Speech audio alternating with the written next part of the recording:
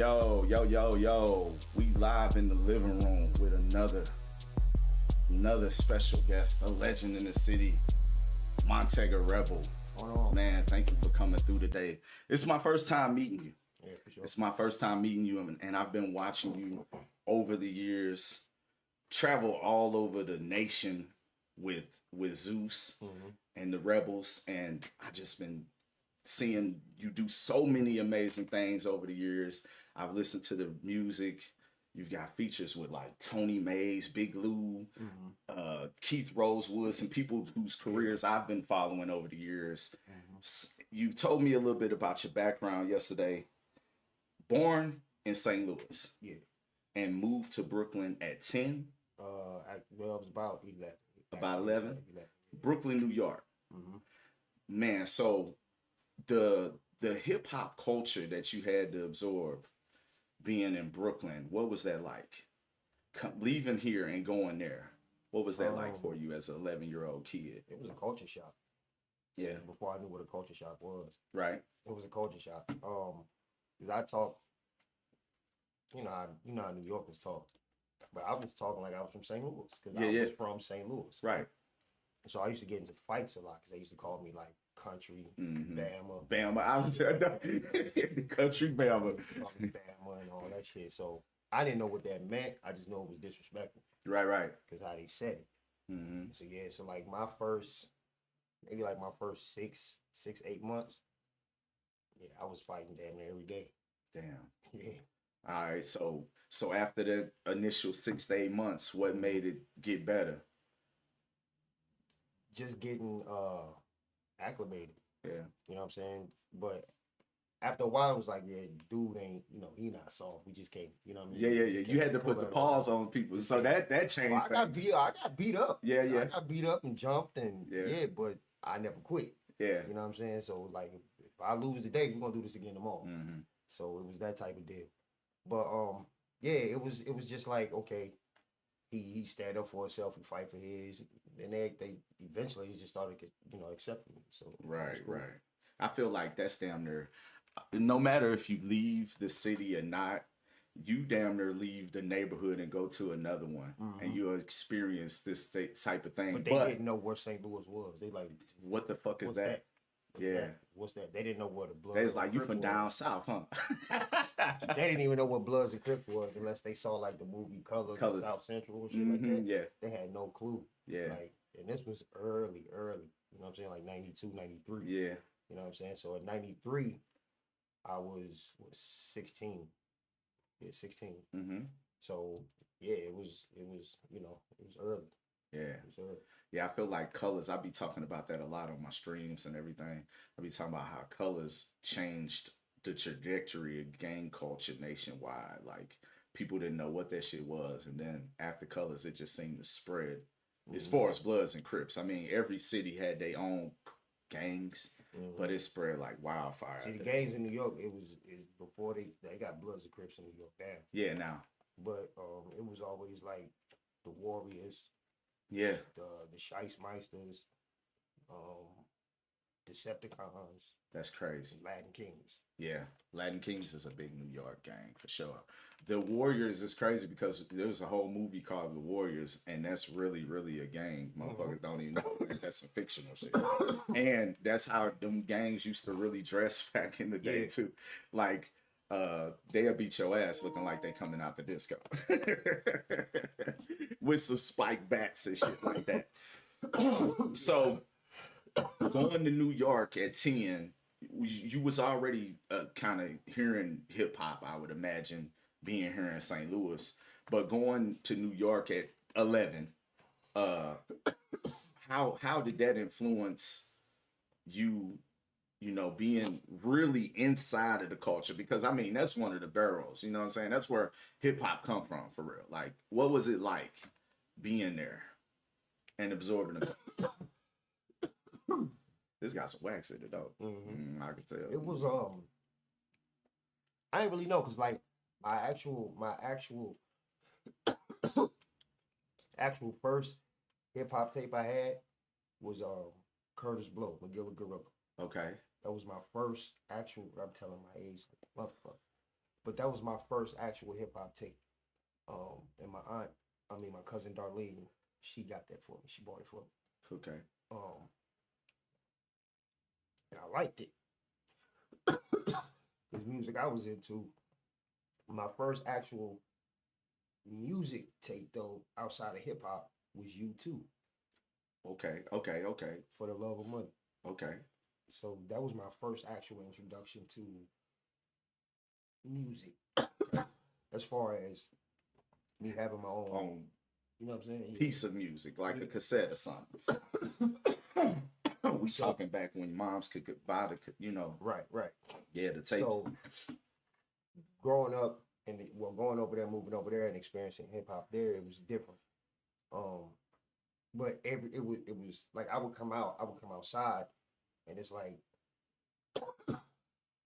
this when everybody had the boom boxes and yeah, you know what I'm saying? Like you really had the big radios and everybody outside on the corner with the radios and shooting dice in the projects and just doing, you know what I mean, all type of different stuff. But it was always hip hop music around. You know what I'm saying? So I secretly started just like formulating little stuff in my head on my own. Okay. I would never say it to nobody though, you know what I mean? Right. But I actually wrote my first song when I was 8 years old. Wow. With my cousin, Kenny Candela, God bless the dead. He was a jazz percussionist who played with like Kenny G, Winston Marsalis, and a couple others, and he from East St. Louis. So he was my actual first introduction into music and learning how to play the congas, the quads, snare drum, soprano horn, shit like that. So you really play instruments? Yeah. Okay. Yeah. So what age was that when you really started getting into the instruments? I was like 9. Okay. Like 9. I played in they had a band back in the day in St. Louis called the Lancers. Okay. So I used to play, and my band director's name was Johnny Bond. Mm-hmm. And that was my that was my band director. And I played in the band with my uncle, my mom's brother. Wow. Yeah, he was he played snare drum. And to this day he still plays. He has a Latin band that he play at Club Viva. Wow. Yeah. That's dope. So would you say that when would you say you discovered your passion for music? I feel like early on, what was the thing that really, really said, man, you know what, I like this shit. I love it. I want to say around like 94. Okay. All right, 94. Just rapping in the projects, in the hallways, pissy hallways, pissy elevators in New York and the hallways, just rapping with, Yeah. And but basically we would sit out and like mimic other rappers that we liked. Mm-hmm. Like I would be like, nah, I'm special ed, nigga. And then we go rap like that. Yeah. You know what I mean? So that's around that time. Okay. So when you was doing that, was it like you mentioned the boom boxes and shit? Mm-hmm. Was it like the boom boxes, or was it somebody beatboxing, or was y'all just spitting? Nah, we was just rapping. Yeah. We was just rapping. There wasn't no music, no nothing. Or we would take back in the day, you take the cassette tape, and they had in New York, they had a show that would come on every Friday. So we would put paper in the ends of the tape, and push it in and record. Yeah. And we would rap over those beats that they played. Facts. On the radio, or whoever was out that was hot at the time, we would redo their song. Mm-hmm. Just in your own way. Yeah. Okay. So was those like that was like some of your earliest recording experiences then? I wasn't even recording though. We was just because, mind you, at the time I'm in the streets. Yeah. I'm shit transformed quick for me. So I was in the streets, but this is stuff I would do while we in the house cooking up coke. Yeah. You know what I'm saying? Like I'm just wasting time just writing here. Yeah. And doing this in between time. Waiting on the stove to get hot, and I'm over here doing, you know what I mean? Yeah. And it's crazy because, like I said, it's my first time meeting you. The New York accent is so there. You know what I'm saying? It's here. And it's crazy because you was a transplant, and they was calling you country baby and shit like that. And now you know what I mean? You really sound more New York. Yeah. For real. Yeah. So y'all was doing like the tape recorder recordings, just kind of revamping songs. You say you don't really consider that your first recording experience. So what would you? When is your first earliest recording? My first actual real recording experience was in 90. When did that come out? 99. With Uchi Wally. Because I know Nas' brother Jungle from being in the projects. Okay. And, being in the streets. And right. They used to come to Delaware because everybody tell you, like, niggas from New York, they migrate. Yeah, facts. Because it's too congested. So when I'm selling, if I take, just say for instance, I bag up $2,000 off an ounce, I'd be lucky to make $1,500 back in New York because I gotta give it away and make deals just to get them. I can go down to Delaware and make all my money plus more. Right. You know what I'm saying? So they always left. So they would come down to Delaware and do the same thing. But that's how I met him. Okay. Nas used to come down to Delaware and get his mom's hair done by this girl that stayed in the projects. And his brother Jungle, they would always come. So one day we was all outside, we met him, we pull up, we just started rapping, etc., etc. He was fucking with me.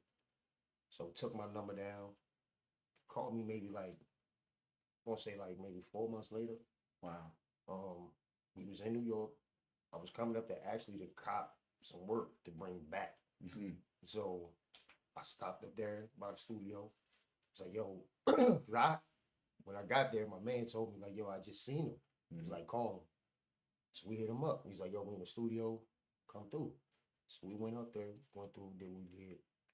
So he was asking me, like, actually, they was playing the beat the whole time. They sitting there playing, and I'm just sitting there bobbing my head.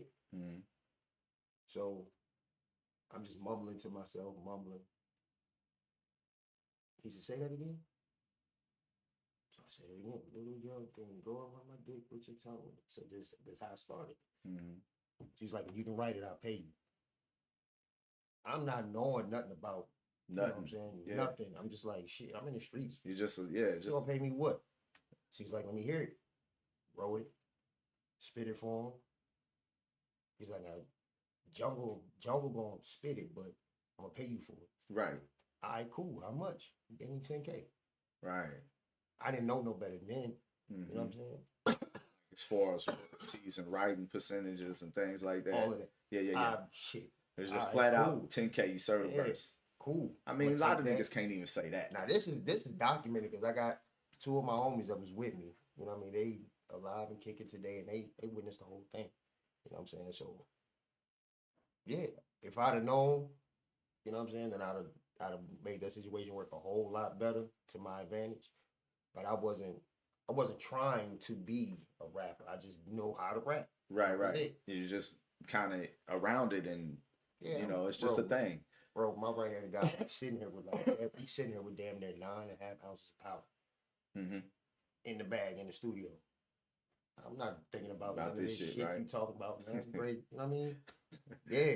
I'm ready to get back out here and get this I'm ready money. To take that. Matter of fact, I'm ready to go see him again. Re-up. Go get some more and take it back. Yeah. You know what I'm saying? So that's what we was on.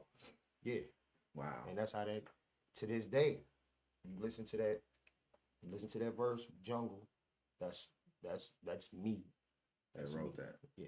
That's crazy, man. That's an amazing story, though. Like, wow. So you was really in the streets. Yeah.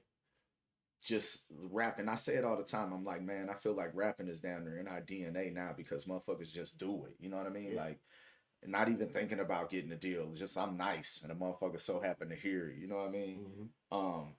So after that, you didn't actually record that. When did you actually record? When did you actually start writing your own songs and making music? 2007. Okay. 2007. And that was because I just did 6 years in the feds.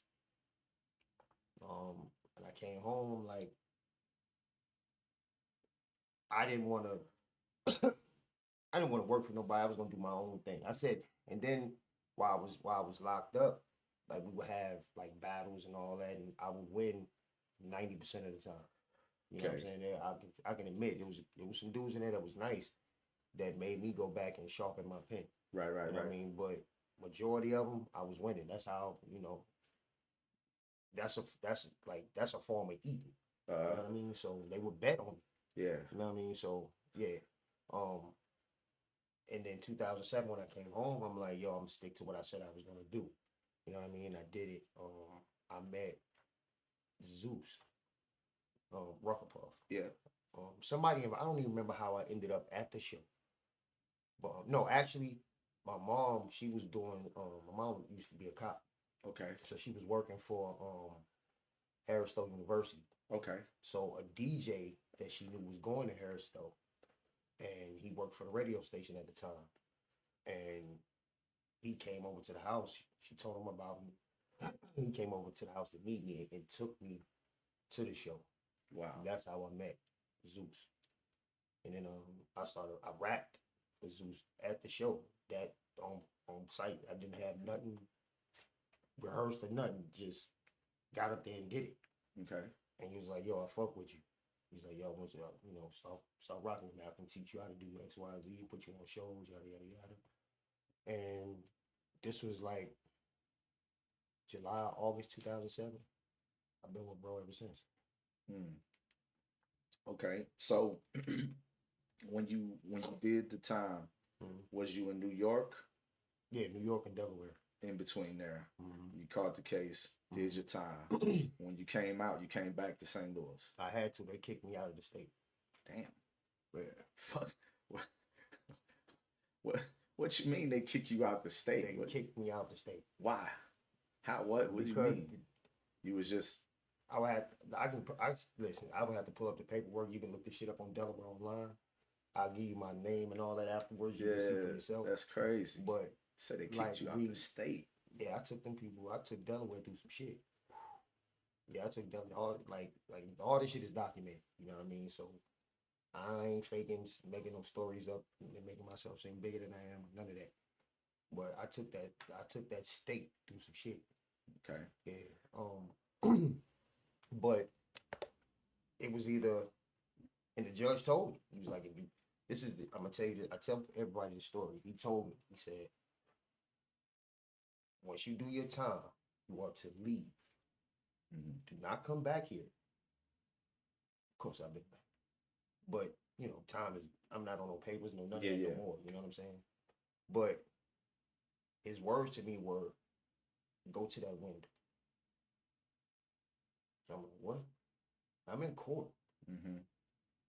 He tells the bailiff, walk him to the window. I walk to the window. He said, you see that tree? I said, no.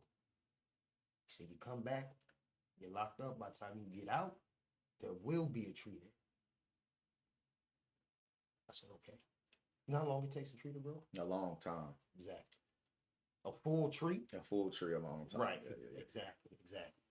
So when he said that, I knew this man mean business. Wow. Don't come back. He meant that. So I initially got sentenced to 25 years in 2001. I gave 19 back on the pit. And I did 16. Okay. Wow. Damn. All right. So tell me about some of your early inspirations. As far as musically. Okay, musically? Yeah. And if you got other inspirations, you can let me know what those are too. Musically, my inspirations were Rakim, shockingly, Prince. I love Prince. That's I guess what they call it, maybe a man crush. A man crush. That's my man. Prince. I don't fuck what you say. Prince is my man crush. Which comedian was it? Like they met Prince and it was like meeting the fawn. It was like, oh yeah, he just glides across. He just glides across.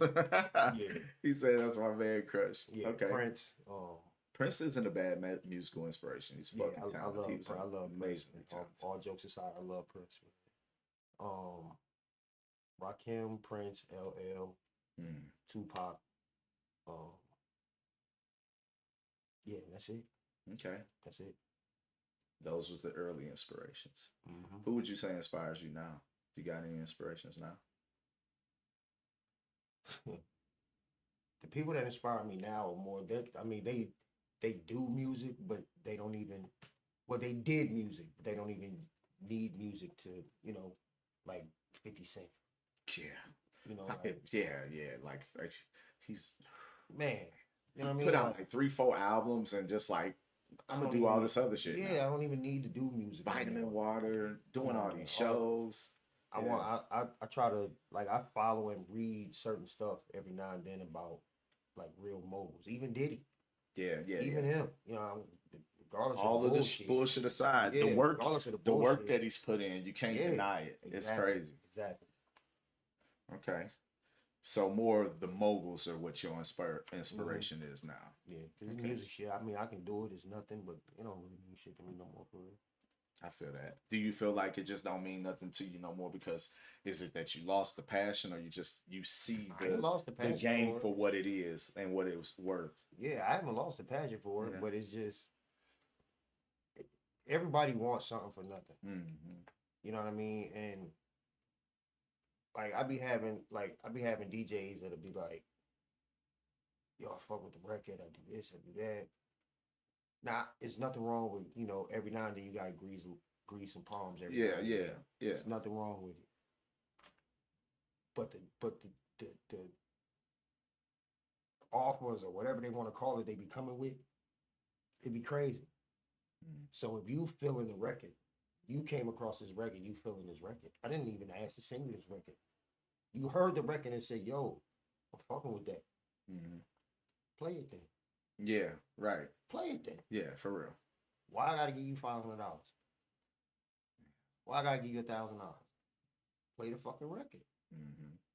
And then we'll figure that shit out. Cause if you break the record and do something, you think I'm not gonna give you your respect and be like, yo, he the one who. And then we all go from there. I ain't gonna lie to you. I feel like I've broke more records than I see any DJ. So why not? Like nothing's necessarily blew up Uber yet, but it's just the fact of the matter of playing it. I like it, so I play it. And this is a proven fact, man. I don't even get as much footage of the shit that I do as I should. And she be on me all the time about that. My lady be like, you need to. Yeah, the content's important. Fuck this humble. Content's important. Fuck the humble shit. You need this, do what you. But when I go to events, bro, the room, like, yo, because first of all, I'm quiet. I mind my business. I don't be all in the mix. So they don't even expect what they're gonna get from me when you get on the stage. I get on the stage. Right. It's always like, yo, I didn't even know you, because I really don't do as much here. Yeah. So when I do, they motherfuckers be like, man, I didn't even know you. Like I really always see you in town, doing stuff. I don't really see you do too much here. But when I do, I get the room. It's always, yo, that shit was hard, bro. Like, yo, we fuck with you. I get that all the time. Yeah. You know what I'm saying? But if I really apply pressure the way people be wanting me to apply pressure, niggas be fucked up in the city. Yeah. And I'm standing on it. It ain't nobody that's gonna fuck with me. So what holds you back from applying the pressure? Me? Yo, what? What about you? What? Do you have your own fears, insecurities? I don't fear nothing. Feel like it. Yeah, it's just a whole bunch of other stuff that I be like. It's not fear. I be a little skeptical sometimes. Okay. And then my personal life, I got a lot of other shit I have to sort out before I even put all that focus into that. Because if this over here ain't right, this ain't gonna work for me. Mm-hmm. It ain't gonna work. I feel that. I'm not gonna get blessed to even get there to do that. You know what I mean? Right. So I have to get a lot of stuff in my personal life in order first and make all those steps right. Okay. And I really feel like once I do that and I get that, a hold on that part, God gonna say, okay, now it's time. Come on. Okay, I feel that. Yeah. All right, so you told me that you was a part of a crew called JBM in Philly. How did you get into this crew, and how'd you get in Philly? When did this take place? Well, like I said, being from New York and migrating, Right. You go. We went to Delaware, um, and in Delaware, this niggas from Philly in Delaware. Okay. So I ran into a couple guys from Philly, not in Philly, but from Philly. That was in Delaware.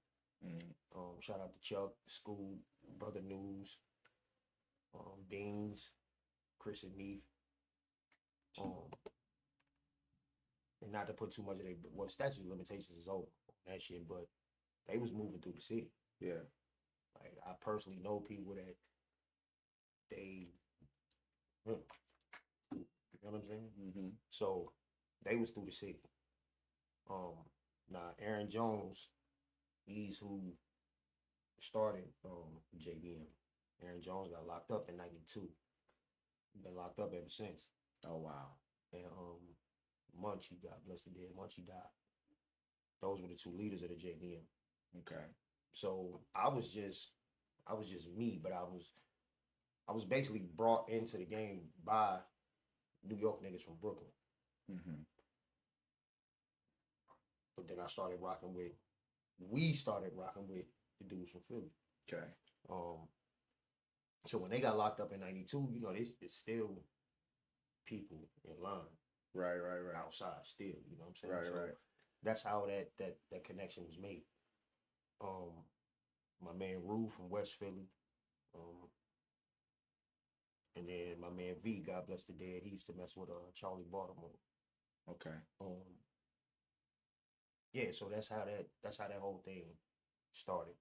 And they was all part of that organization. Okay. And just me having the relationship I had with Rue, that's how I got associated with JBM. And this is early in, like, I don't even at that time, I don't even think like BMF was like really rocking, like people knew who they were for real. Right. But it was around that same time. But like I said, it was the JBM in Philly. And you can look this up on wherever you want to. But yeah. How many members was it all overall in JBM? Maybe like 60, 70. Oh, so it was like I get what you guys, I get the comparison. So I get what you're saying. It was like a whole affiliation, so to speak. Yeah. Okay. All right. See, like Aaron and Munchie, they started out like they used to, regardless of what people think about Italians, right? Now it is true that Italians don't really mess with Negroes like that and whatever. But this group of Italians in South Philly, they fuck with us all. Okay. You can look him up, Joey Merlino. He ran the South part of Philly, the mob for Philly. Okay. He used to deal with the Ram Squad. I don't know if you know who the Ram Squad is, but they're rapping out of Philly. Nelly had it. One of Nelly's first videos was with the Ram Squad. Okay. Back in the day. Okay. We were at that video shoot. Wow. If you look that video shoot up, Nelly and the Ram Squad were all in that video. So that whole connection just came about through them. And it was just some real solid dudes, but they started out like on, how the mob do extortions and but they was hitting like big companies and corporations. Wow. You know what I'm saying? It wasn't like they was little businesses. Yeah. They wasn't doing that.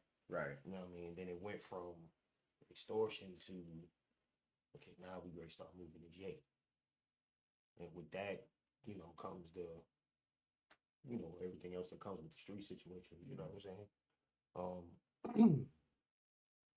Got charged with like 20 to 25 something bodies. Damn. Yeah, Aaron was a monster. Wow. Munchie died in prison from an overdose. Wow. Damn. Yeah. From an overdose. That sounds that's crazy. Damn. So you was really, really involved in the streets. Like I got paperwork, bro. I can show you the paperwork. I still to this day have my paperwork from the pathonetary office with my court records and this is why I don't a lot of stuff that people be saying and talking, I dismiss it. Mm-hmm.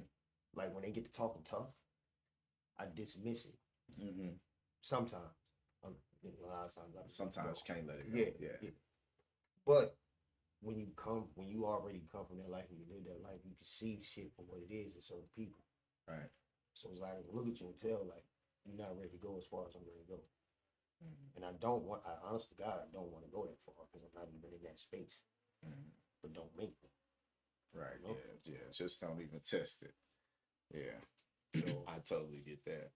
Yeah. So, how long was the JBM thing? Is it still like an ongoing thing, or is it? Nah, it's gone now. Been gone. Yeah, JBM is, but that name still ring bells. Still holds. Name still holds even to this day.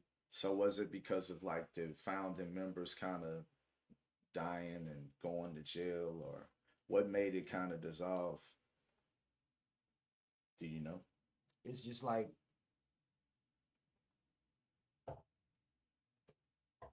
everybody has their own vision and what they want. Mm. So even though no matter how much they wanted something to continue to be and try to run and control stuff, he get money. He just made 50,000 more on the deal than he did, so now he mad. Shit just happens. Street shit, yeah, normal street shit. Just happens. Okay. So there goes that. You know right. I feel that. So it's like everybody pretty much got like what you call a severance package. Okay. Yeah. That's real gangster right there. The severance package is crazy.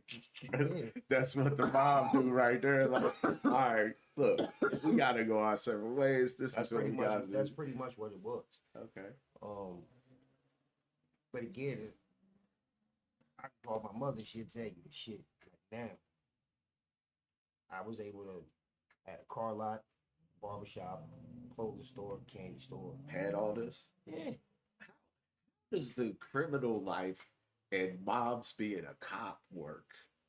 It was lovely. It was great. It was great. It was freaking awesome. Was it? Great.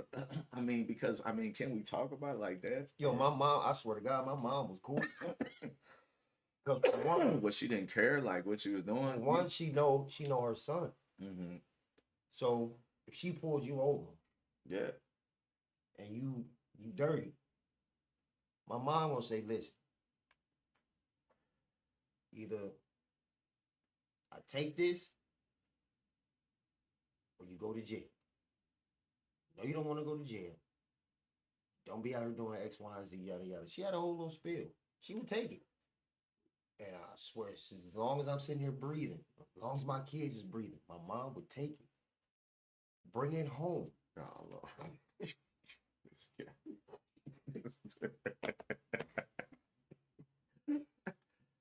I swear to God, man, she would take it and bring it home. Best mom ever. Now I got it. And now I got it. Oh, man. So that's crazy. So... she would find weed, guns. Now whatever. You got straps. You got a pound. She giving it to me. That's wild. Mm-hmm. Shout out to moms. So moms was like an actual in the car, like out here on the beat cop. Mm-hmm. And then she because my mom went through some shit in life, man, just to be 100% honest. My mom was an addict. Okay. She got her life together at one point in time, and she went to cosmetology school. She did everybody hair in the hood. Okay. And then for some reason, she just got off into the law thing.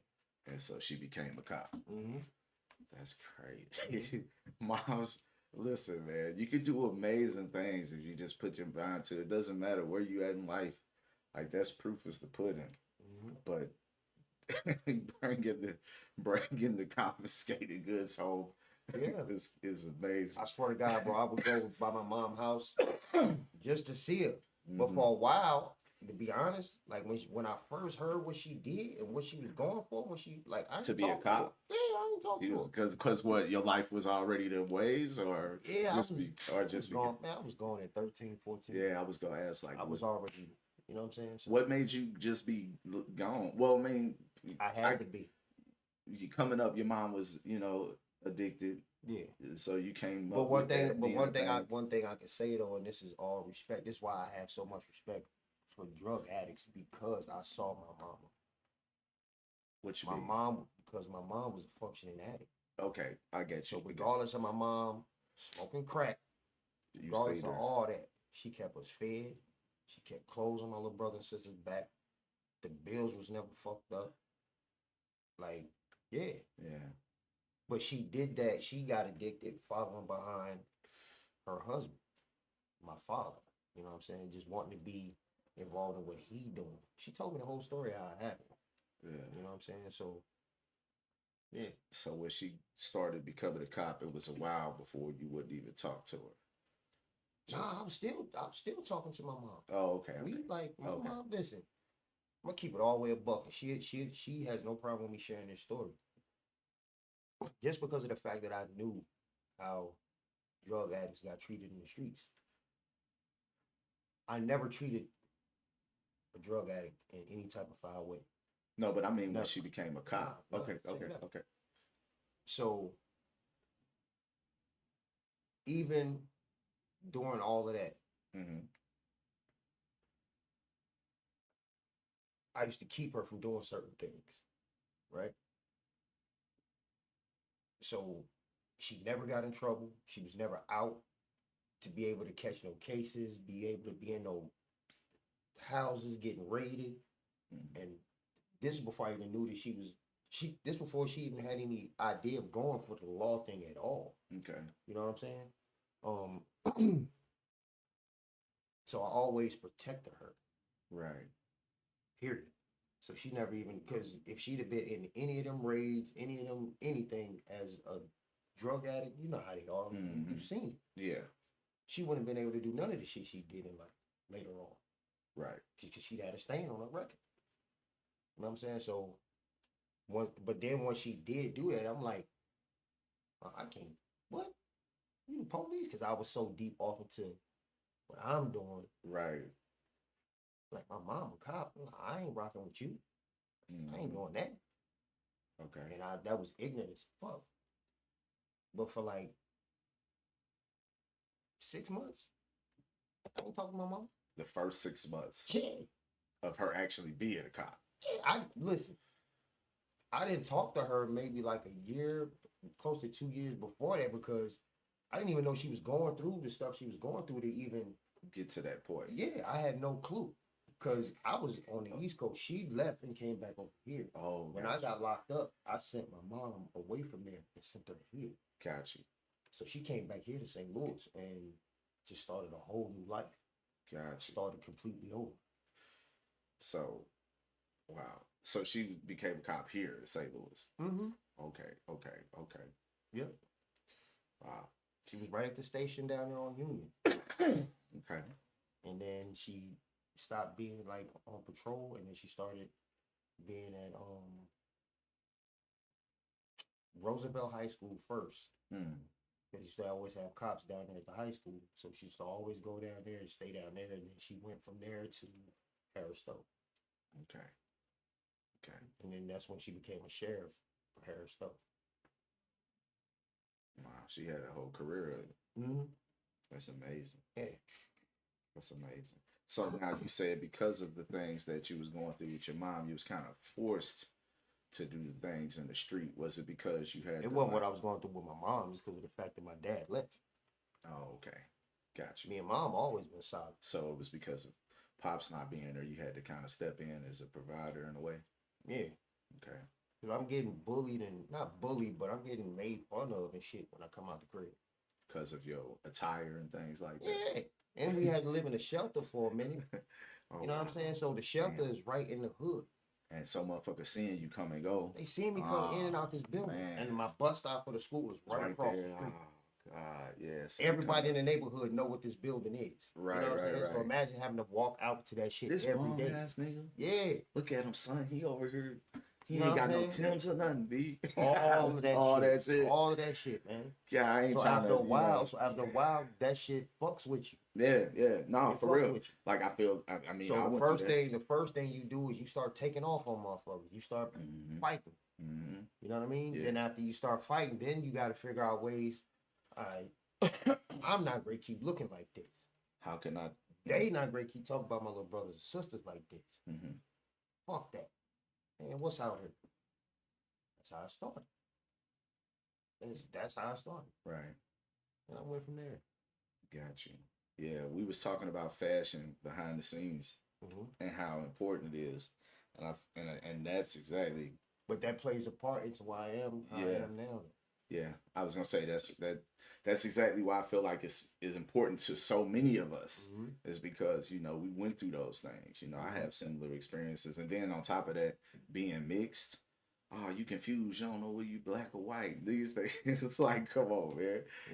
And you ain't got the best of the best or whatever. Just anything good. These motherfuckers don't even got that much of the good shit when you look back. Right. For real. Right. But it's just the fact that Mary Young, you ain't trying to come out the house and get talked about every day. I get it. 100% for sure. All right, so let's go back a little bit. You became a part of the Rebels back in 2007. Back then it was the Guap Game Supreme Team. Guap Game Supreme Team. Are you taking it back on the history lesson right there? All right, so you got up there, you spit. Was it something that you wrote? Was you writing, or was you just honestly freestyling all the shit? Because you come from the like. What I admire about the story is coming from the elevator, the stairway. You know what I'm saying? You described it earlier. It takes me, like a lot of the Wu-Tang shit that I listen to. They got segues where they like in them areas. You know what I mean? So, it was a lot of freestyle, or what happened was they put on the 50 Cent instrumental Gangsta Shit. They threw that on. And Black, free my brother Black. Man, free Black, man. Black tell you to this day, he said, man, that's the favorite shit I've ever heard you do. That's that shit? Yeah, but I went I think it was 52 bars straight. Just ripping. Just straight. Wow. Black was like, yo, that was the hardest shit I ever heard. That's my favorite shit. To the point where we went to the studio the next day and they had me record it. Okay. Yeah. So was it like you had it all? Was it written or you just keeping it? So how did you? Because this is shit it was just bits and pieces of shit that I had in my head. So you put it back, right? So I just put everything together. Got you. But it was, like I said, I didn't even know I was ready to do that. Right. But he just turned the music on and was like, go ahead. And you just went off. But it was just bits and pieces of shit that I had in my head from like I'll be riding in the car now and I'll think of some shit and then I'll remember it and then sometimes I'll write it in my notes or I audio record it. Right. But a lot of times I keep it up here. Yeah. Not just build off. Not to say that I don't write because I do write. Right. But yeah, that was true. I keep a lot of it in my head and I just remember and I just put it all together. Piece it together. Yeah, I feel that.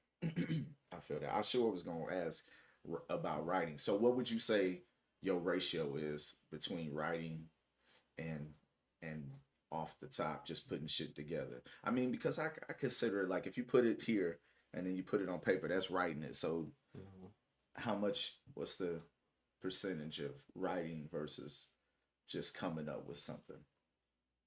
Now, I still like to write. Okay. I get my thoughts out better when I'm just really sitting there writing. I'm thinking, but as I'm thinking, I'm writing it. Yeah. Okay. So I'd say 90%. Okay, 90% writing. Yeah, that's yeah. I feel like too many people with Wayne started getting on the thing of like, I gotta freestyle it, and then all these artists like Jay, well, I freestyle everything, and then you got people that just sit there, say something, a few lines, stop, and punch in, yeah, say something else, and then. I mean, if that works, hey, that works. I don't. But I like to have mine already written, so I already know the emotion that I got behind it when I wrote it. It's already in my head. I already hear how I'm going to say this because I went over it twice already, so I got it. Right. So I know how to emphasize this. I know how to emphasize that versus sitting there and saying something to the microphone and stop, saying something else and then you stop. Because you're not going to get, I don't think you're going to get the same emotion and energy versus just going straight in. Yeah, I feel that. Like every time I've been in a position where I punched in myself or for others, I always feel like the emotion is lost, and mainly for others because I don't really punch in that much. Ad libs and shit like that is a little bit different, but to each his own. I agree with you. I like to be able to be prepared and. Then it seems fake to me. Because for instance, I sat there and I watched NBA YoungBoy, right? Mm-hmm. I watched his recording process. Now he's sitting there listening, like, all right, come on. And then he stopped. All right, stop. All right, come on. But you know what I'm saying? Like you're forcing yourself to be hyped and do all that screaming and yelling versus you just really having that energy and emotion in the booth anyway and just going right at. That's so great. It don't. Yeah, I don't know. You can't have that energy for the whole time. That's you keep cutting it on and off. Like that's fake to me. Yeah, that's fake to me. And then when you get on stage, I personally am going to expect you to perform it and say it. Because I'm from the. I want to see you rap. You know what I mean? But a lot of performers now is so much backing vocals and they dancing around and whatever they do. Yeah. That's funny just how you described it though, because man, I cannot listen to NBA YoungBoy. I do not get the appeal of it. I'm not a fan. I don't know, man. Do you listen to him? No. Who do you listen to like right now? Who do you like? Anybody? Or do you listen? What do you listen to? My playlist varies, man. Right now who I'm listening to is Blast. Blast. I ain't heard of that. What's that? He's from Cali. He's a R&B artist. Okay. Future new album is cool. Kendrick new shit. He talking some shit to some people. Yeah, he talking some shit. Yeah. So I'm listening to that. I really don't have like an artist that I'm really locked in like Dave East. I rock Dave East hard. Man, I think he did a great interpretation of Method Man. Yeah. Yeah, that's pretty much it, man. Okay. Anybody from the city besides the Rebels that you see that you think is interesting, talented, could take it to the next level?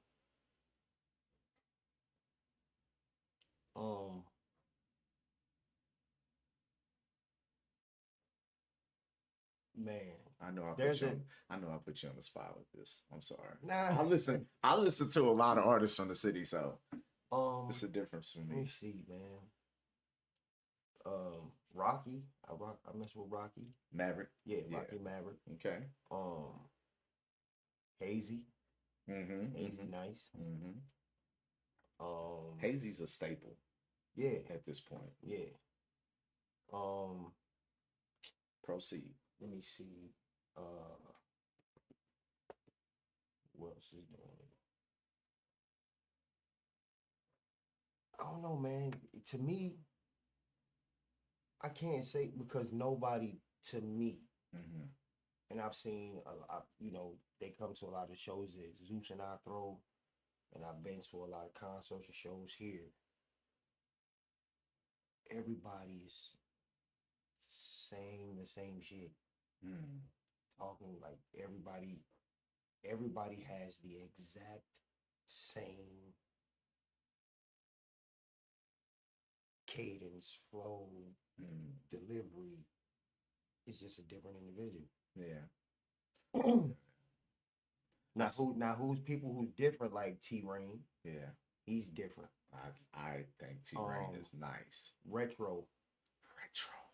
Oh, that's my guy. Now you naming some names now. Retro is my guy. Retro sent me this track Responsible. Have you heard that? No, I haven't heard that. Oh my God. Listen to that Retro Responsible. It's rock. It's like a rock track. Dude, talented, man. Yeah, I like Retro. What's up, J-Dog? Thanks for tuning in, fam.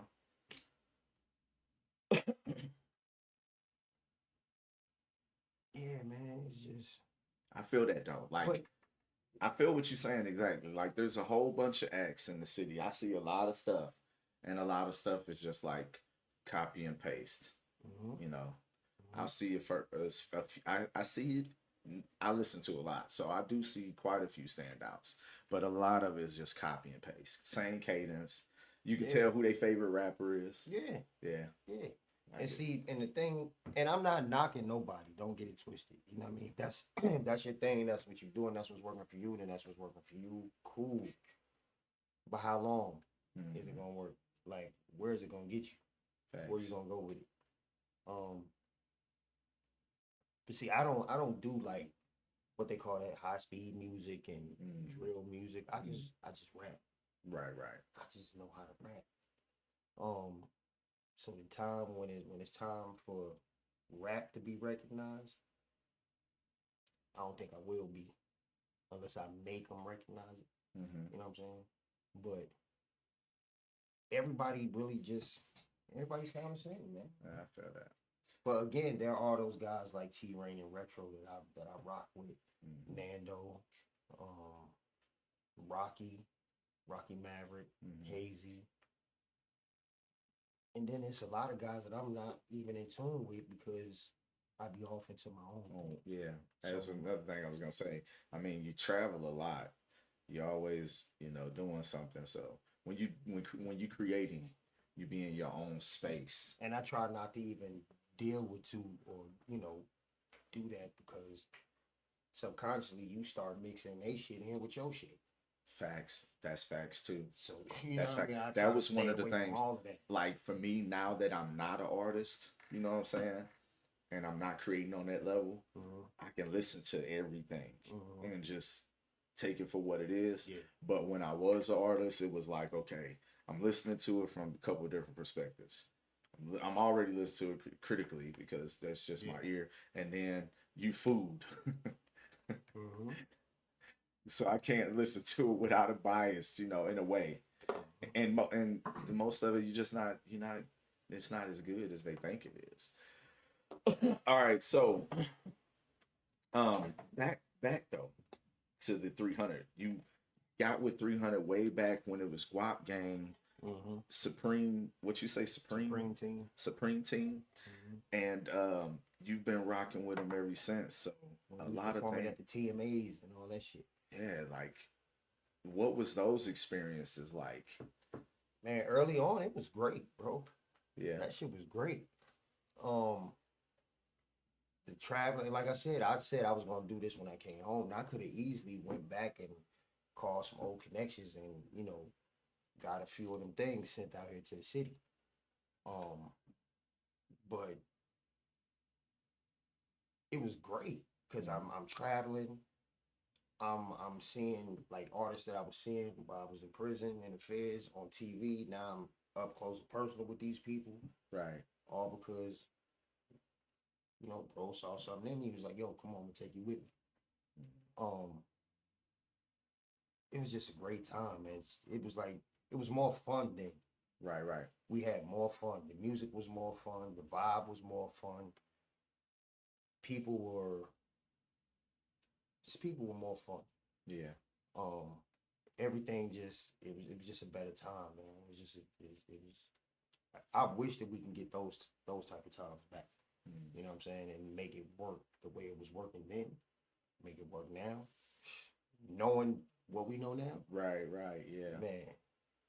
Yeah, I think that's the thing is knowing what you knew then. Like going back to the Uchiwali thing, like if you'd have knew then the importance of the business and all those things, shit, that record did well enough. You know, you would have, the career opportunities could have been different, or you know, things like that. But all the way from then to now, VP of Black 300 music group. Yeah, now all that came about. Now we had got signed with Mac 10 around 2010. Did the soundtrack for well, he actually sold a song to Mac 10 that's in the Waist Deep soundtrack. That was the first initial deal, and then the re-signing came about, I think around like 2010 or so. Yeah, and that was with HBGM, Who Banging Gangsta Music. Okay. Yeah, but that was, you know, it was people that he needed, that he felt like he could put in place to, you know, that he can trust and help. Because if you look on early on, like we was like the St. Louis version of Wu-Tang. Nah, for real. Like y'all had it was a bunch of us. Yeah, nah, for real. Bunch. Y'all had cause it wasn't called Black 300 for nothing. And then what was crazy was this was around the time when I had got hip to y'all actually when I was in Indianapolis. And I came back home from Indianapolis. Nah, for real, right? Nah, for real. Like I was seeing y'all flyers and shit all the time when Facebook first popped up, and then like the end of MySpace era. Yeah, you know. Yeah. And so people was doing a lot of recording and putting music there. My homies from here told me that, you know, check MySpace out. I was just making music. I started putting little songs there, but I started seeing Rucker Puff mainly, and I was like, "What the fuck is a Rucker Puff?" And then I started seeing the Black 300 shit, and he had the mohawk. And I was like, oh, Sparta. I was like, oh, man, I love this shit. And then, so when I came home, and well, even investigating more, because like I said, with Facebook, we was able to see a little bit more than we was with MySpace. And so I started being able to connect people. And when I came home, and before I came home, I started seeing the Black 300 thing and just how y'all was. It was so many different, so many of y'all. Like you had Rucker Puff, you had what's his name, Brown, Bigger Brown, yeah. You, Static Black, who else? Fofo, Fresh, Meathead, Tyree. Man, it was so many of us, bro. It was so many of us. But everybody had, like, Zeus was the crunk. He was more of like the. What's dude's name? He was like Bone Crusher. Bone Crusher. Yeah, he was like the Bone Crusher. He was like the Bone Crusher of the group. Bigger Brown was the fat fly nigga. They was the fat fly nigga. I was a nigga that was fly, that could rap. That, you know, and Fofo was the skinny crunk nigga with the dreads. Static was the skinny gangster little nigga that'll shoot you. That, you know what I'm saying? Everybody had their own flow, like their own particular thing. It was just fun, man. It was fun. The music was just real fun. It was fun. We had a great time. Great time. It was a gang of y'all. Crazy Flow in the chat said I went on my first tour with them. Ooh, is this history? Oh, crazy Flow. Yeah. What up, Crazy? What up? Crazy Flow is amazingly talented, man. Shout out to my boy Crazy Flow. That's crazy. I didn't even know that, Crazy Flow. That's some crazy ass, amazing STL history for my ass right there. Yeah, I remember that. That's dope. Yeah. So where did y'all go on that tour? He's talking about you. I'm not sure. All over the place. It might have been to Indiana. I don't know, man. All over. Cause y'all be all Kentucky, over. Kentucky, man. Yeah. Kentucky, Iowa. You know, we just came back from Nebraska and KC. Was you on the Gumbo tour? Yeah. Okay, yeah. See, he told you it was Indiana. Look, you just said Indiana. Indiana with Rucker Puff and Static Black. I told you it was Indiana. Yeah. The lore is deep. Shout out to the chat. If y'all got any questions for my boy Montega Rebel in the chat, please let us know. We'll answer. We'll get them answered. All right. So listen, history right there. Now you've got like a gang of singles and things, a bunch of features. I can drop a whole album of just the features I've done with people. Nah, for real. I was going through the catalog earlier today, and I was like, man, there's so many features. Big Lou, like I was saying earlier, you got Tony Mays, you got Keith Rosewood, and the list goes on. Shadow B, Chase Vet, man, the gang of people. The list goes on. You know what I'm saying? So like, who are some artists or producers that you would like to work with? Now that could be nationwide, anyone. Artist I would like to work with is T-Pain. Okay, why T-Pain? I just fuck with T-Pain, bro. Just fuck with the energy. I know I can make a dope ass song with Pain. I fuck with that. I can make a dope ass song with Pain. And I've been experimenting. I got a song. I'm gonna send it to you. I got a song where I straight was singing on it. They used a little tune on it, but it's cool. It's a vibe, bro. That's what's up. And then producer I would want to work with.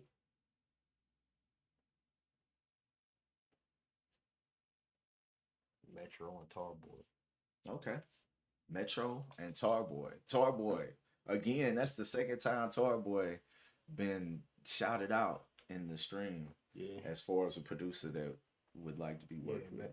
Now me and Tarboy, we talk every time he come out to the events and shit, but I ain't never really like press the issue like, yo, let's get in the lab and do some shit. For real. But I know I just for his sound and what he knows, I know I'll come out with some dope shit.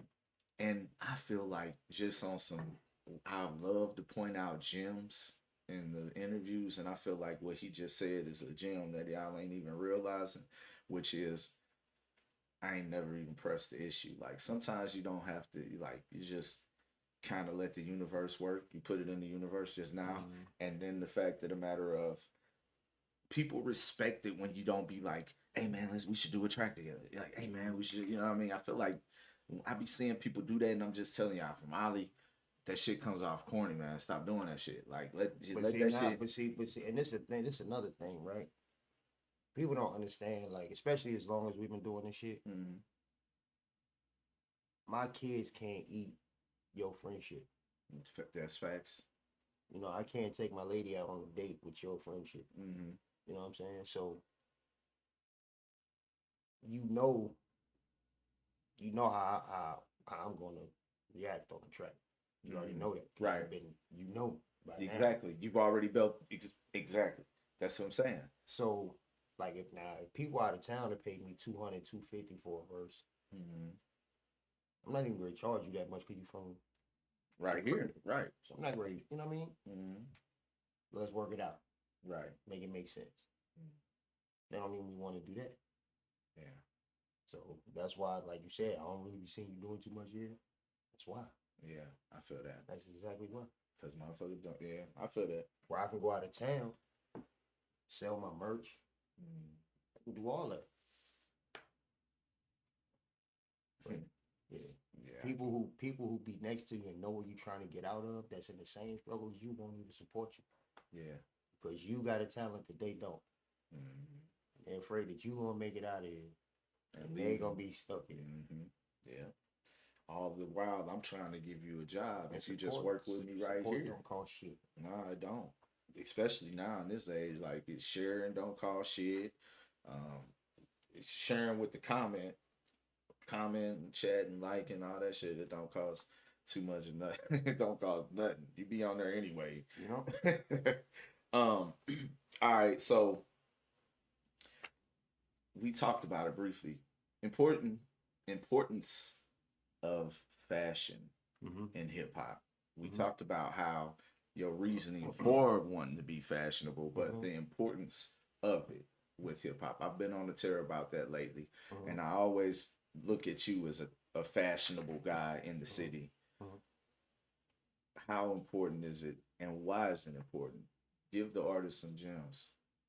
Well, it's important because, for one, I mean, your stage presence is everything. the image that you put out is everything. So you can't be sitting on these records talking $1 million worth of shit. You come out wearing the little skippies that they give you in the workhouse. You can't, you know what I'm saying? Like, that don't make sense. That's his facts. Then you got these guys be, you know, talking all this big money shit in these records, and then you see him, and it's like, you driving a Geo. When they still made them Geos no more. A Geo, he took me back with a Geo. Yo, I ain't even know they made. I didn't know they still made them. Geo is crazy. Nah, I but feel no, that. but even just for your, you know, just take the image out of it. Take the music out of it. You as a man, as a grown ass man. Yeah. And it don't even have to cost you a lot of money. Nope. You know what I'm saying? Like, and I did not, don't get it twisted. I done been to the flea market on a couple times to get some, you know, some t-shirts and shit. And I done seen some people coming out of there with some bags like y'all was at Neiman Marcus. I done seen it. Not bags like that's cool. That's cool. Nothing wrong with it, but you don't have to try to run and hide from me. Like, you know what I mean? Like, I ain't just see you. You try to hurry up, turn the corner real quick. You don't have to do that. It is okay. Come say what's up. Yeah, shake a nigga hand or something. It's okay. It's cool. Nothing wrong with that. You know what I mean? Nothing wrong with that at all, right? But because what I'm saying is, it doesn't take a lot of money to even make yourself presentable and look like something. You know, everybody fake it till they make it. Facts. You know what I mean? But it doesn't take this sweatsuit I got on is the most comfortable sweatsuit I have. I have a Nike Tech sweatsuit at home that was like $175. It don't hit like that. Got this joint from Foot Locker for $50. I swear. Joint. I swear. And this is the most comfortable as shit. No, for real. Like these sweats I got on right now, I had some Jordan sweats before them. Yeah. These are so comfortable. They way better than the shit. I'm with that H&M trying to find some sweatpants in there because those are so comfortable. They done bought them all. I couldn't find them. H&M? Yeah. Okay. Listen, my lady will tell you, I used to be, she called me a label whore. It is what it is. But I used to go to the Buckle religiously and spend $200-something on one pair of jeans. And I'm buying 4 or 5 pair at a time. You know what I mean? Like 200 on one pair? I've bought a couple of 200 pair. That's why them jeans is 180 something, and then after tax yeah, bro. Them rock revivals. I ain't know that's what Boko sold. I ain't never. I'm not a label whore. I'm talking about to the point, bro. They gave me a membership. Dude, I ain't bullshitting. Dude said, "Hey, listen, you might as well go on go ahead and sign up in it, cause bro, I see you 3 times a week. You might as well go on back." I'm like, you know what? You right, man. You right. So yeah, I might as well get a little something back for my buck, huh? Man, I was in that joint, man. Yeah, because I like them jeans were comfortable as hell. That's what they selling there. I know. What? I think they sold that. Yeah, man. Damn. But once I found out the jeans that I tried on at Route 21 feel just as comfortable as these goddamn pants I done paid $200 for, I'm cool with that. I'm great with that. You know what I'm saying? It's all about the style. It don't have to be the labels. It's just the way you style it. Exactly. Yes, Lord. Man, the only thing I don't take for granted is these feet. I'm not putting nothing. I'm not putting nothing that up on these feet. I'm not doing that. Because that's where it steals from, is the shoes. In New York, niggas was bombing on the shoes. They was bombing on the shoes here, so I can only imagine in New York. Nigga, man, your mama send you to school with some penny loafers on back in the day. Man, I used to... My boy used to stay at a couple floors up in my building, on my floor. And he already knew. I asked my dad one time, I'm like, yo, I wanted the number 4 Jordans. Yeah. The red, black, and white joints, the classic joints. Bruh, I wake up the next morning, I'm thinking, he ain't give me the shoes, he ain't gonna give me the shoes. So I go in the living room, boom, I see the box. He was sitting on top of the box. What? Oh, this nigga got me the shoes. I'm hot. Now, back then, Jordans was like, what, 125? Yeah, back in the day. So I'm like, that was expensive, though, back then. That was expensive as fuck. It's expensive as fuck. So I'm like, this nigga got me the shoes. Bro, I go to the box. I'm happy as fuck. I go grab the shoe, bro. It was not your size. No, it was my size. What was wrong with it? It was an XJ9. Yo, no. Yo. He killed my soul. Bro. But I had to wear it.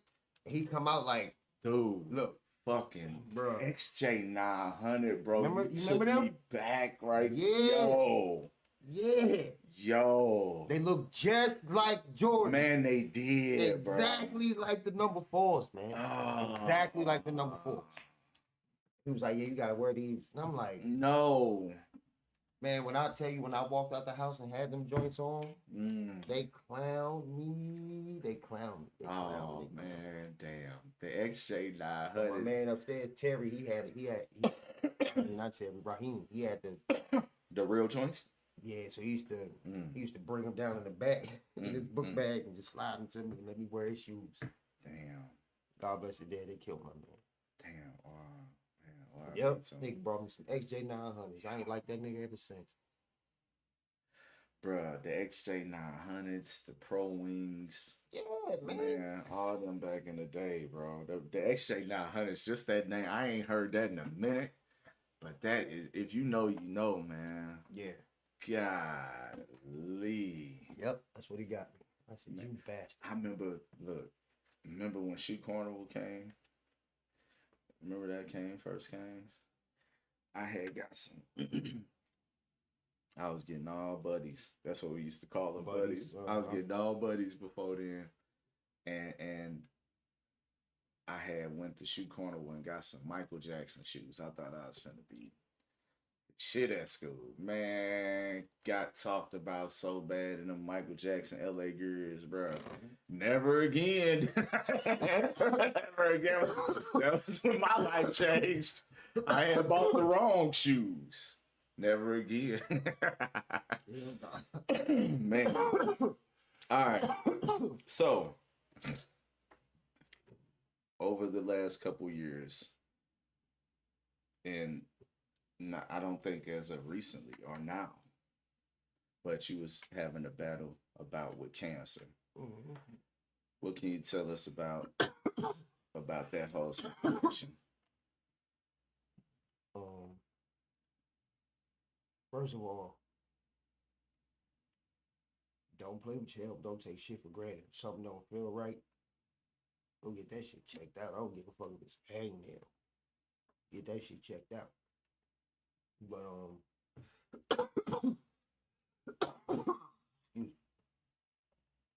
what happened was the lymph nodes in my neck,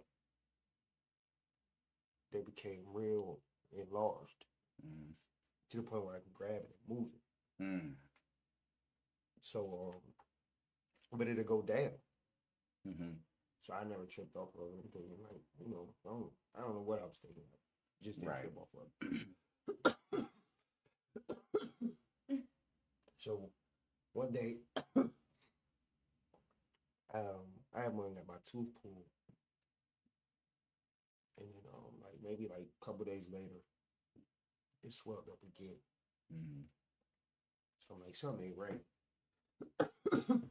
So I called. He was like, well, they didn't give you any antibiotics. It's a tooth pull. It could be, from that, could be an infection or something. So I'm like, all right, cool. I go to the emergency room though. So when I get to the emergency room, the nurse, I'm telling her what's going on, and she like, well, yeah, it could be, infection. We can give you some antibiotics because, you had your tooth pulled and they can be, whatever. So we'll get to take care of it. The emergency room doctor walks past. She stops. She says, nah, that's cancer. Like, what? Damn. I don't even know you. I wasn't even talking to you. Yeah, like, I wasn't even talking to you. Like, that ain't how you introduce yourself to me. Like, what is you talking about? She was on some house shit. I'm just here for some antibiotics. Right. She's like, nah, my sister. Well, I don't give a fuck. I'm not your sister. Mm. So I was pissed. So she was like, just let us do a PET scan, this, that, and the third, da, da, da. So they get me a room. They do the PET scan. I fall asleep. I was in there for like maybe 4 or 5 hours. Mm-hmm. So they come back. They wake me up. They come back. They're like, sir, it's cancer. And I lost it. Damn. Yeah, I flipped the fuck out in that room. Yeah. So my first initial thought was like, man, this shit over. Because you hear that, so you automatically think like, man, I'm gonna die. Right. So, it took a lot of going back and forth with myself, having self talks and shit about this chemotherapy or radiation or what I'm gonna do. People was trying to get me to do the Dr. Sebi thing, and I'm like, I just don't see a bunch of nuts and berries clearing this up.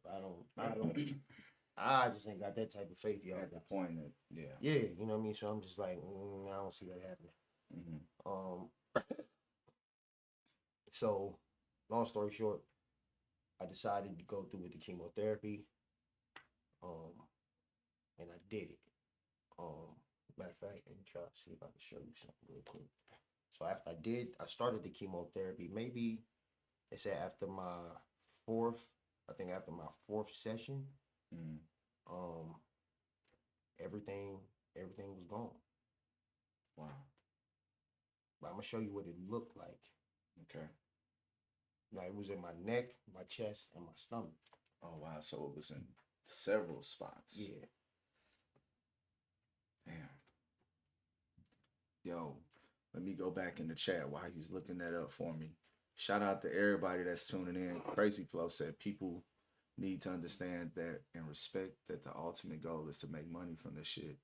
So if we invest in ourselves by investing in each other, products with this music craft by each other versus each other's studio time, each other's interviews, that shit makes everything facts. I feel like that creates the ecosystem that we don't.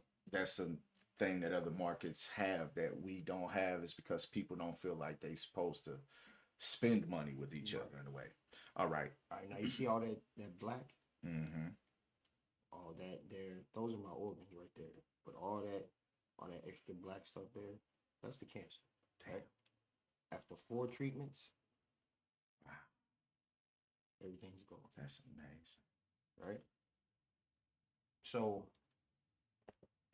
the thing is, now they told me that I was at a stage, you're at a stage 2, we called it early, yada yada. Mm-hmm. Long story short though, I don't like St. Mary's. But I left St. Mary's and started going to Cycling. But yeah, it's I've been in remission now for the past 5 years now. Congratulations to that. Appreciate it. So I just go. It's been that long? Yeah, I got diagnosed September 19th, 2019. Okay, yep. Yeah. It just be time. I feel like since 2020, this time flew by. Mm-hmm. But you're right. Now that I think back on it. Yeah. Congratulations, brother. I'm glad that you're here in the living room with me. Appreciate it. For sure. So, Soul Expressions, socks. You were supposed to bring me some socks, man. Damn it, I forgot. You forgot my socks, man. I got you. I got some. I got some already printed. I'm gonna bring them back to you. That's my word. I'm gonna bring them back to you. But what made you launch the sock company? I got a thing for socks. Yeah. So I noticed like I would always go to the malls and shit like that, and I would just buy all the crazy socks, the stand socks. This is one of the things that really made me start paying attention to you. Mm-hmm. I would start going buy all these crazy socks and shit, right? And I would post them, put them with my shoes and all that. So one day I was telling my lady, like, yo, I want to start my own sock line. Mm-hmm. Her, she positive Patty. Let's get everything. It. You should. Mm-hmm. So, I like that. You should. So when she say that, I'm like, all right, cool.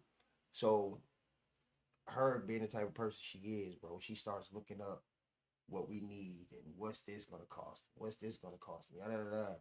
So she sent me the list of everything, what it's gonna cost, whatever. So I sent her the money. She ordered everything. and we was up and running within like what, a month or so, babe?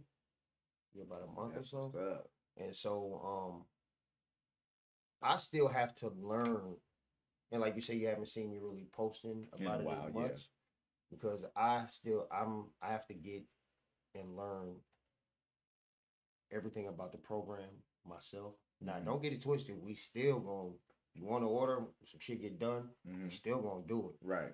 But I don't want to put all the work on her. Understood. Because she got that shit to a science and knows how to, you know what I'm saying? She got it and going with it. I got to get it all together. Facts, I feel. Because it's our company, but it was my dream. Get you. You know what I mean? So you need to understand. Yeah, I need to understand everything. You know what I mean? But yeah, man. I figured, and then I saw something like during the pandemic. This guy made, I think within his first 6 months, close to $1 million selling socks. Yeah. Just socks. Just socks. It could just be the simple. And then we did the research. Nobody in this region is doing what we're doing. Wow. You're not going to find it. That's crazy. So, we got good quality socks. I don't care how many times you wash them, they're not going to fade. The elasticity doesn't go out. Cool. Those are important factors. Yeah. It's good. It's guaranteed is the best quality sock you're going to find. And where can they feel amazing. Where can they order them at? SoulExpressionSocks.com, or you can go to Soul Expression Socks on Instagram, Soul Expression Socks on Facebook, or you can call 314-304-2118 or text that number. We'll get all your information and we can get you going. There you go. Yeah, I want some socks. Icarus said, what? Love socks. Hey, I ain't gonna lie to you. As time has went on, I enjoy socks myself too. I used to just buy like plain socks. Look at my socks today. I got some wheat socks on. But usually I was buying plain socks, and then I started seeing him. I ain't gonna lie to you. I started seeing you having socks all the time, like Max matching the socks with the shoes. Yeah. And I was like, oh man, I could do that too. I could. It's okay to be playful with that. We was talking about like being a kid and shit like that. Right. Behind the scenes before we went live. And that was like when, I ain't gonna lie to you, that was kind of thinking about it. That was kind of my inspiration to be like, you know what? You can have fun with things like that. Yeah.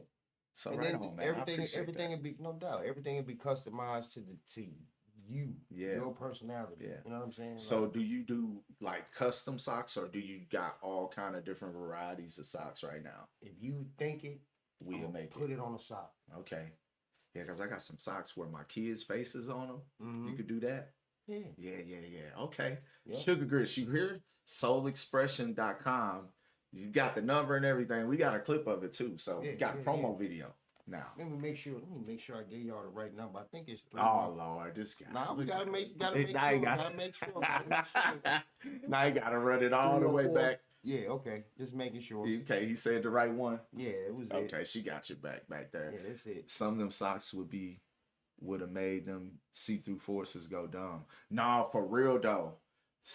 Them see-through. I feel like that was the thing about see-through forces. Was that they was ahead of their time because the sock game wasn't there. Remember those people? I never had them. No, of course you didn't, because But with the socks, that changes the different a little bit. Maybe we didn't have socks then. I got forces, but I don't even wear them like that because I don't want to hear my lady mouth.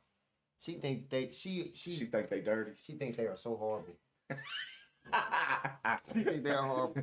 He said she think. If I would have had on a pair of forces when I met her, I'd have never had it. Wow, that bad. The shoes is everything, huh?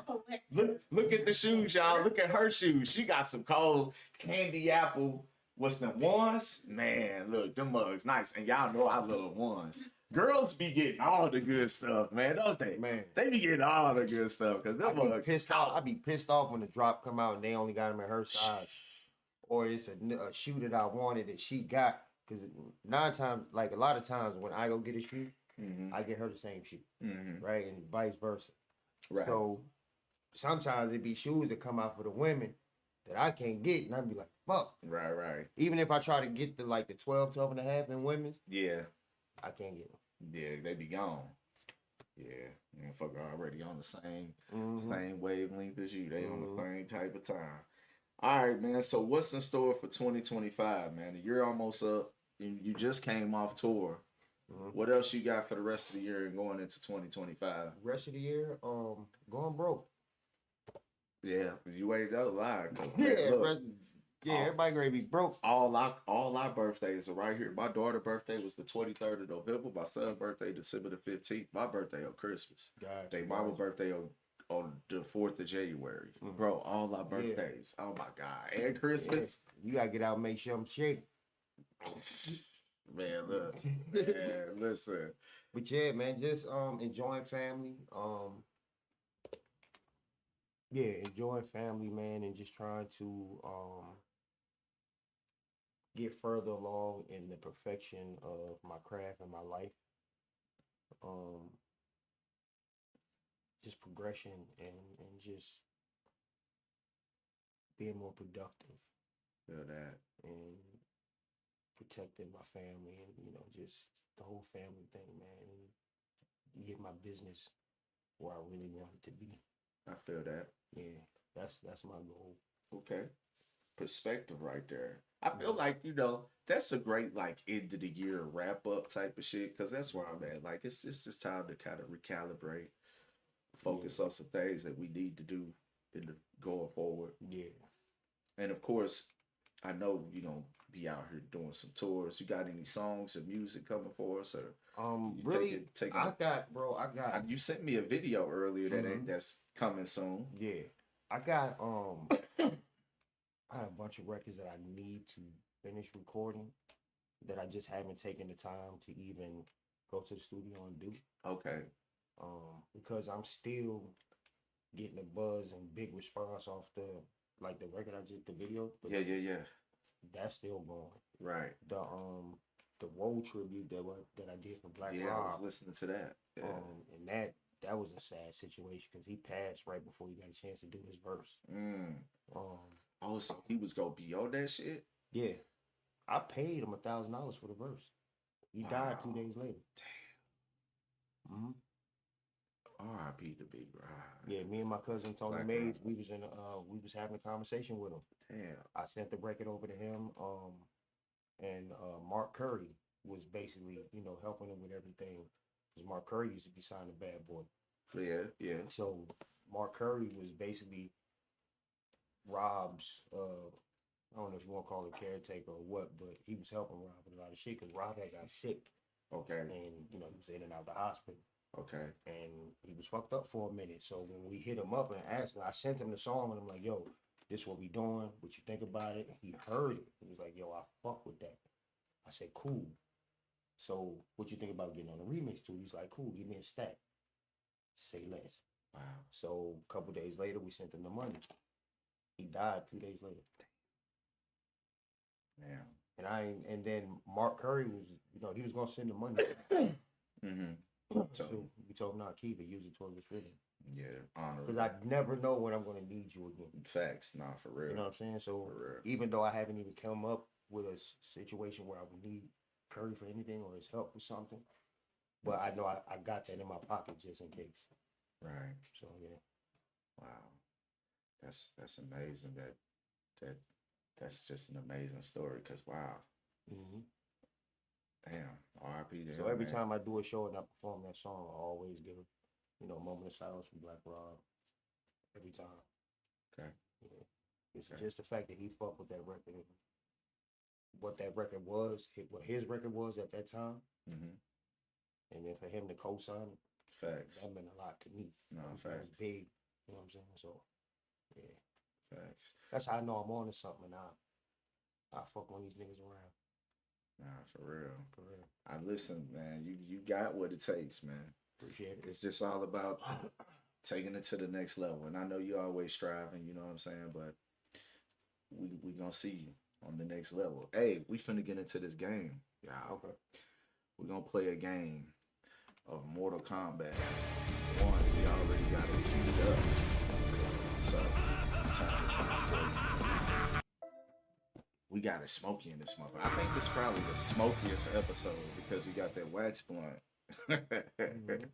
We done had some smoky episodes, but this might be the smokiest. So we gonna play. Can't say it.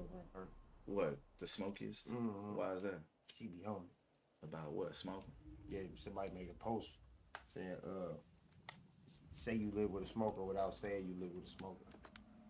Man, the list of shit that was on that post was crazy. Oh man, that's crazy. Mm-hmm. That's crazy. Oh wait, I think I need to go back because it's gonna put me on that side. I'm gonna be over there. I want you to be over there. All right, so press X for me. Now, he don't really game like a lot of my guests don't. So I recommended this because he has a better chance at beating me. We're gonna do a best 2 out of 3, unless you want to do a 3 out of 5. 2 out of 3. 2 out of 3 is good for you. We're gonna do a best 2 out of 3. And since I haven't really been playing, I'm gonna play with him first.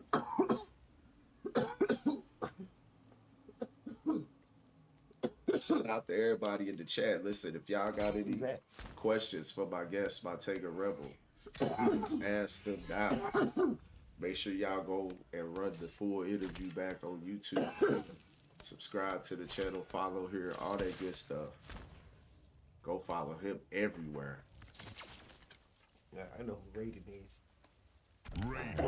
And then you gotta pick on this game, you have to pick a cameo character. Oh, backup. Yeah, you gotta back up, like a tag partner, so to speak. Got you. And you break him into play by pressing R1. You block with R2. Got you. Okay. And last, you gotta just pick a place to fight at, wherever you want to go.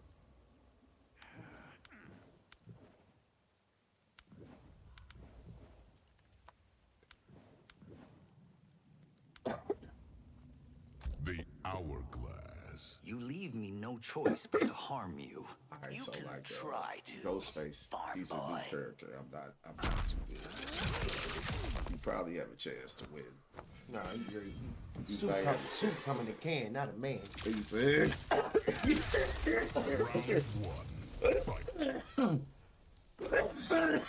trying to shoot me the one? You trying to shoot me the 1-2, baby? You make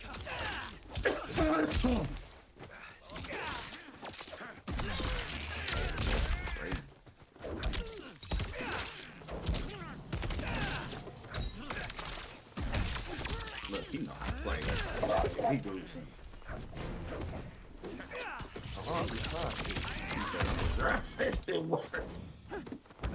That shit working.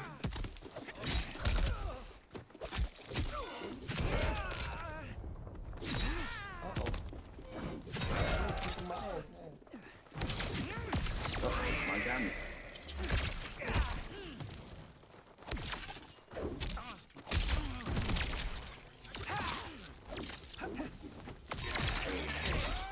It's anti-air.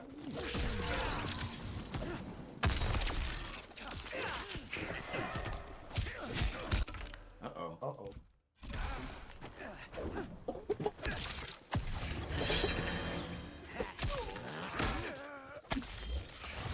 Damn, he cheap. Got him. Hey, got him, y'all. Oh, that's over here. I don't even think the fight will go on after that, but you know. In the Mortal Kombat. Round 2. Fight. That's crazy.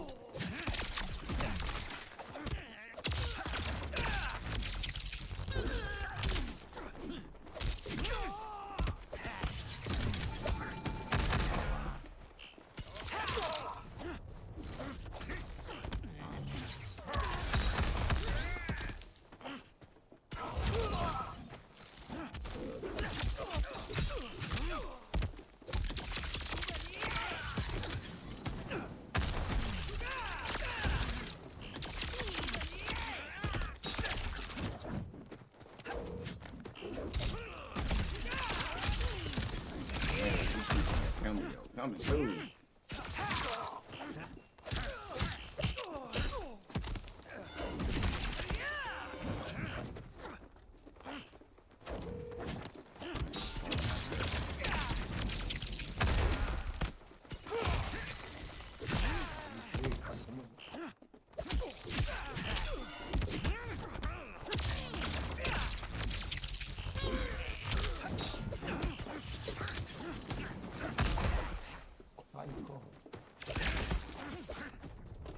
Oh, not the grab.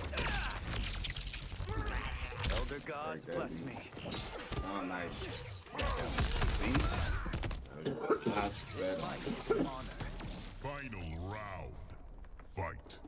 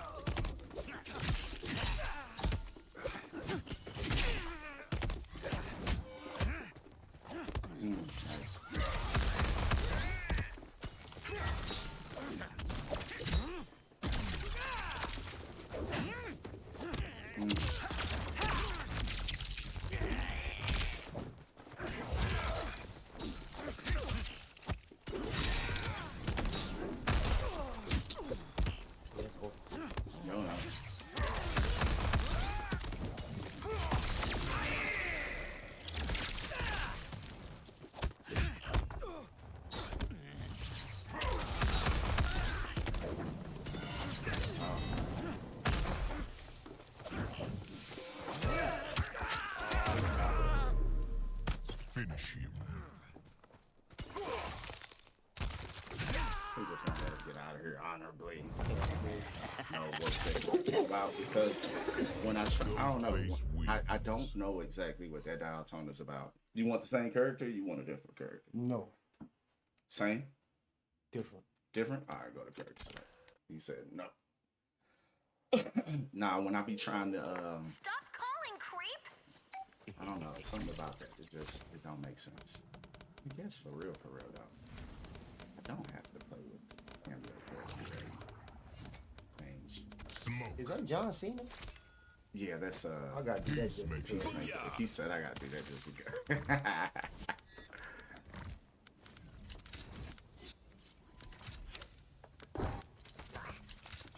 Cyrax. I can't remember which one it is. I like.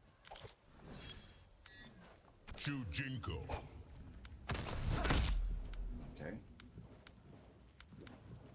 This is a make or Tomb break one of the right Dragon here. Army. You Yeah, fight but the for dial peace, tone I haven't and figured I'll that kill out. anyone It's I just have like to get it. when I try to, because you can switch to different ghost face. You know, it's like 3 different killers Round one. in one Fight. character. Eagle.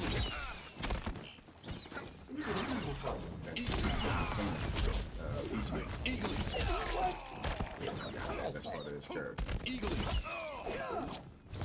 Torpedo. Force field. Eagle.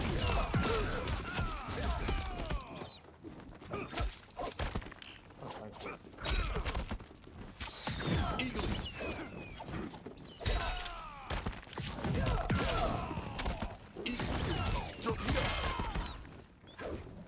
Eagle.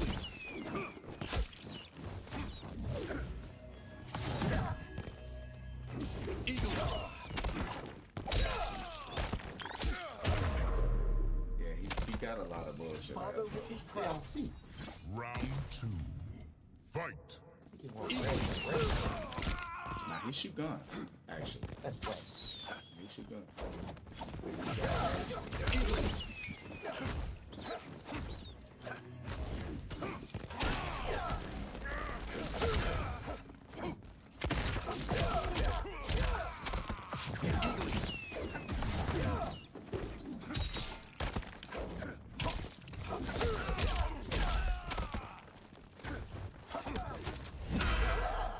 Go home.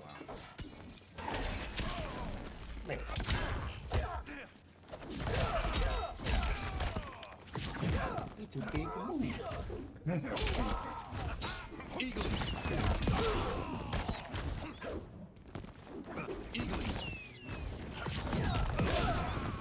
Eagle. Swooping down and Eagle. fucking it up. You know how to use it. Where there is smoke, there You is fire. want another go since you No. don't like that guy? No. He said, no. GG's, man. I appreciate you coming through, spending some time with me. Yes, sir. Mad love to everybody in the chat. Look, we got that box of markers over there.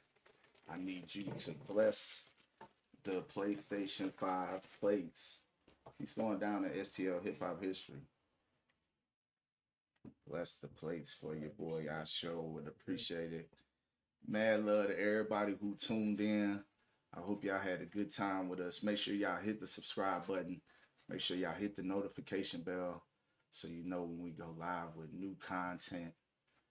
Mad love to Montega Rebel for coming through. Make sure y'all follow him everywhere. Let me get that in there. You see it right there. Except in traffic, that'll get you shot. He said, except for traffic. Yeah, that's a good point. Look at that. And right below that, we got Zeus Rebel. Y'all know what time it is. Mad love, man. I definitely appreciate you coming through. Yes, sir. For sure. Spending time with me. And until the next time, y'all, peace. We out of here.